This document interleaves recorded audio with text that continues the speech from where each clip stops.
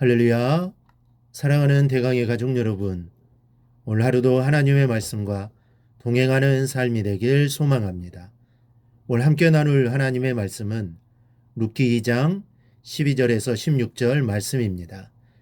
여호와께서 내가 행한 일에 보답하시기를 원하며 이스라엘 하나님 여호와께서 그의 날개 아래 보호를 받으러 온 내게 온전한 상 주시기를 원하노라 하는지라.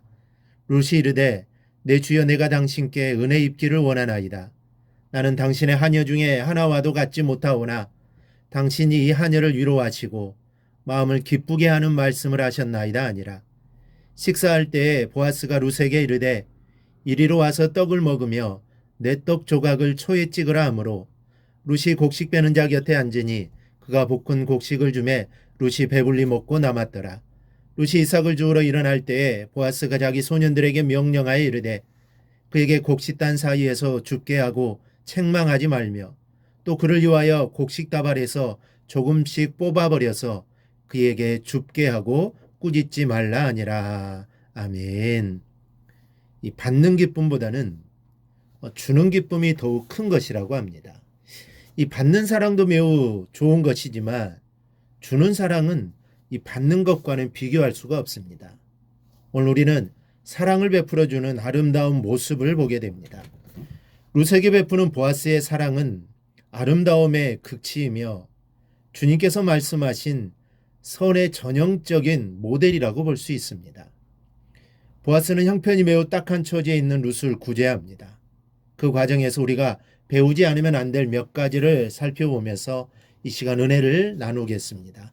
먼저는 그는 이웃을 진심으로 축복할 줄 아는 사람이었습니다. 12절에서 그는 룻에게 이렇게 복을 빌어주고 있습니다. 여호와께서 내가 행한 일에 보답하시기를 원하며 이스라엘 하나님 여호와께서 그의 날개 아래 보호를 받으러 온 내게 온전한 상 주시기를 원하노라 하는지라.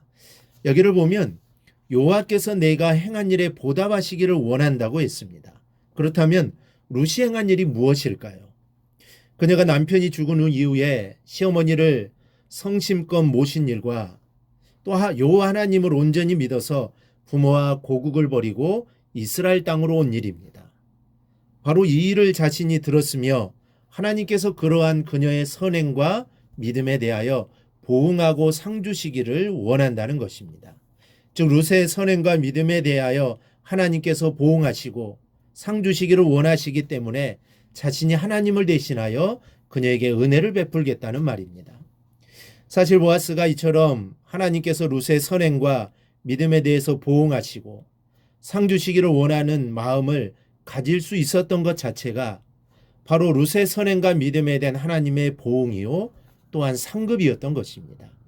따라서 룻에게 베풀어진 은혜는 보아스 자신의 은혜가 아니라 룻의 신앙과 선행에 대한 보응으로 주어진 하나님의 은혜이며 보아스는 단지 그러한 하나님의 은혜를 전달하는 도구가 되었던 것입니다. 흔히 사람들은 무엇인가 좋은 것을 받아야 복인 줄 알고 있습니다. 그러나 축복이라는 말은 복을 빌어주는 것을 말합니다. 보아스는 복을 빌어주는 사람, 즉 축복하는 사람이었습니다. 룻기 2장 4절을 보면 보아스가 일꾼들에게 축복하고 있습니다. 여호와께서 너희와 함께 하시기를 원하노라. 일꾼들이니 굳이 이런 인사를 할 필요가 없습니다. 하지 않아도 됩니다. 그러나 보아스는 일꾼에게조차도 복을 빌어주고 있는 것입니다. 이 얼마나 아름다운 인사입니까? 바로 이런 축복의 인사를 받는 사람이 복을 받는 사람입니다. 왜냐하면 성령의 역사는 입으로 시인하는 대로 이루어지기 때문입니다. 여러분에게도 이제는 보아스와 같이 축복하는 신앙인이 되시길 바랍니다. 언제나 하나님의 은혜를 전달하는 은혜의 도구가 되기에 힘씁시다. 짜증내고 투정하고 원망하는 말을 이제는 청산합시다. 이제는 보아스와 같이 이웃의 복을 빌어주는 축복자가 되어 보십시다. 우리가 이렇게 하나님의 은혜를 전달하는 도구가 되어 이 땅을 하나님의 은혜 받은 자들로 채워나갈 때 하나님께서는 우리를 기억하시고 우리에게 더 큰 은혜와 복을 덧입혀 주실 것입니다. 둘째로 보아스는 직접 실천하는 사람이었습니다. 보아스는 말로써 축복만 하는 것이 아니라 직접 실천하는 사람입니다. 그가 배가 고픈 룻에게 먹을 것을 주고 있습니다. 14절에 이리로 와서 떡을 먹으며 내 떡 조각을 초에 찍으라. 하므로 룻이 곡식 빼는 자 곁에 앉으니 그가 볶은 곡식을 주매 룻이 배불리 먹고 남았더라. 여기서 우리는 보아스의 행동 세 가지를 보게 됩니다. 첫째는 이리 와서 떡을 먹으라입니다. 배고픈 이웃을 초청하고 있습니다. 둘째는 떡 조각을 초에 찍으라 합니다. 자상함을 베풀고 있습니다. 세 번째는 그가 볶은 곡식을 주었다입니다. 즉 아낌없이 좋은 것을 주는 것을 봅니다. 보아스가 이런 행동을 취한 것은 일부러 이런 자리를 만들어서 베푼 것이 아니라 식사할 때, 즉 식사 시간에 배고프고 고생스럽게 사는 룻을 기억해 주었다는 사실입니다. 주의 이름으로 구제하는 것이 많을수록 좋지만 적어도 내 이웃을 기억해 줄 줄 아는 그런 마음과 이들에게 작은 정성으로 실천할 수 있는 그런 마음이 아름답습니다. 내 주변의 이웃을 돌아보며 오늘 보아스의 행동을 생각해 보십시다. 우리가 어떻게 살아가야 할 것인가에 대한 방법이 스쳐갈 줄 압니다. 작은 것부터 실천해 보는 여러분이 되시기를 바랍니다. 셋째, 보아스는 은밀하게 룻을 도와주고 있습니다. 15절 16절에 보아스가 사람들에게 당부합니다. 룻이 곡식단 사이에서 죽게 하고 책망하지 말라 합니다.